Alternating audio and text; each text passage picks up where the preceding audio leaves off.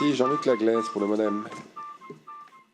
Merci Monsieur le Président. Mes chers collègues, le 13 septembre dernier, à Lima, Paris a officiellement été désigné ville hôte des Jeux Olympiques et Paralympiques 2024.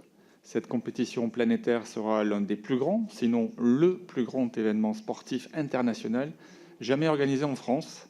Et je veux féliciter ici l'ensemble des acteurs qui se sont mobilisés pour parvenir à ce succès historique. Comme vous le savez, l'olympisme s'articule autour de 3 valeurs fondamentales que sont l'excellence, l'amitié et le respect.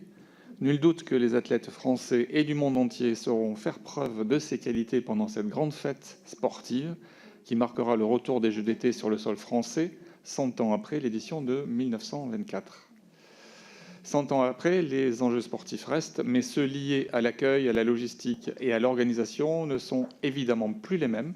Ils ont pris aujourd'hui des ampleurs considérables. Ce projet de loi permettra donc aux autorités publiques françaises de faire face à ces enjeux afin d'accueillir et d'organiser cet événement de manière optimale et dans des conditions conformes aux engagements qu'a pris la France sur la scène internationale. Comme vous le savez, c'est ici l'excellence que nous recherchons. Il est crucial que les Jeux olympiques et paralympiques 2024 s'inscrivent dans le cadre d'un projet mobilisateur et inclusif, qu'ils aient des retombées positives et qu'ils laissent aux Français un héritage en matière d'infrastructures et d'équipements durables, à Paris bien évidemment, mais aussi dans l'ensemble des territoires concernés qui accueilleront des délégations d'athlètes, des visiteurs et des journalistes du monde entier. C'est dans cette optique que nous sommes amenés à nous prononcer aujourd'hui sur les 8 articles du titre 2 qui prévoient d'adapter certaines dispositions en matière d'aménagement, d'urbanisme, d'environnement et de logement.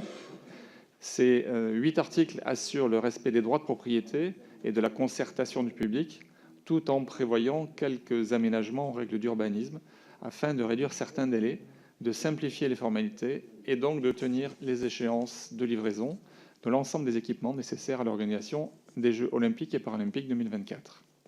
Le groupe du MoDem et apparentés soutient évidemment ces mesures temporaires et encadrées.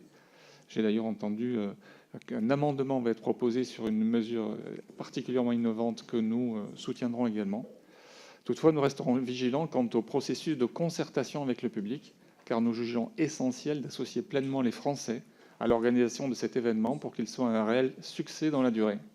Pour cela, il faut informer le public de manière transparente et l'inciter à participer à tous les stades des projets, plans et programmes, et depuis leur conception jusqu'à leur construction.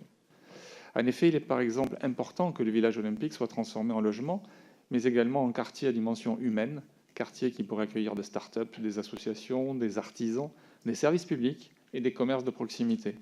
Pour cela, il faut prévoir et appréhender l'espace et les projets en amont de la construction. La France a une expérience forte en matière d'organisation de grands événements, comme nous avons pu le voir ces dernières années à l'occasion du championnat d'Europe de football masculin 2016, ou encore de la COP21.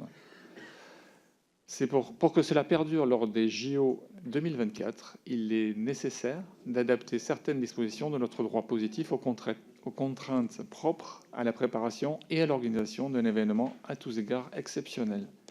C'est pour ces raisons que le groupe du MoDem et apparentés soutient ce projet de loi tel qu'il est présenté aujourd'hui.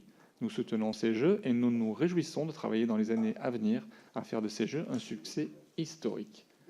Je vous remercie.